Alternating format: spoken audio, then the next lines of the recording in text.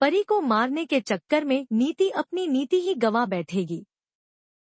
अपनी भी जान से हाथ धो बैठेगी नीति।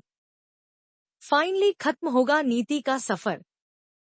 जी हाँ दोस्तों, परिणीति की आने वाली कहानी में आने वाला है एक शॉकिंग ट्विस्ट।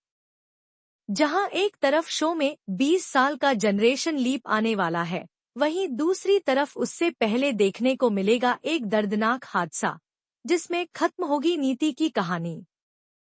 अब तक आप देख ही रहे हैं कि परी जेल से बाहर आ चुकी है।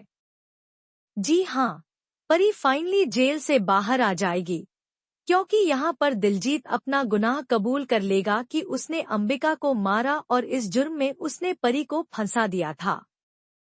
लेकिन दिलजीत नीति का नाम नहीं ले पाएगा और उससे पहले ही पुलिस उसे अरेस्ट कर लेगी। वहीं दूसरी तरफ संजू और नीति के बीच एक डील हो चुकी होगी कि अगर दिलजीत का कन्फेशन रिकॉर्ड हो जाता है तो इसके बाद संजू को नीति से शादी करनी होगी। परी जब जेल से बाहर आएगी तो देखेगी कि संजू और नीति एक हो चुके हैं। नीति परी को यह भी बताएगी कि वह प्रेग्नेंट है और यह बच्चा संजू का है।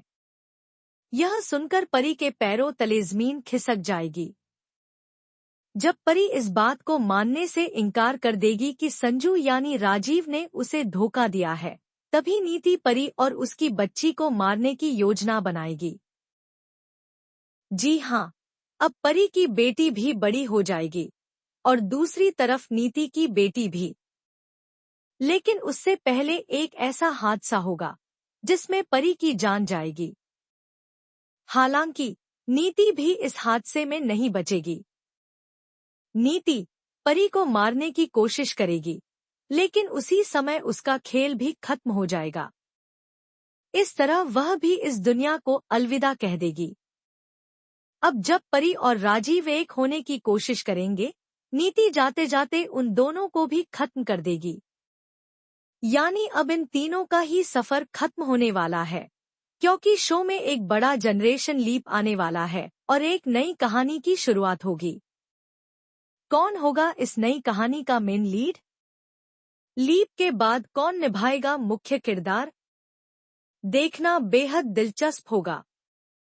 फिलहाल दोस्तों, हमें कमेंट्स में बताएं कि क्या आप चाहते हैं नीति का सफर यहीं खत्म हो? और ऐसे ही टीवी के लेटेस्ट अपडेट्स के लिए हमारे चैनल को सब्सक्राइब करें।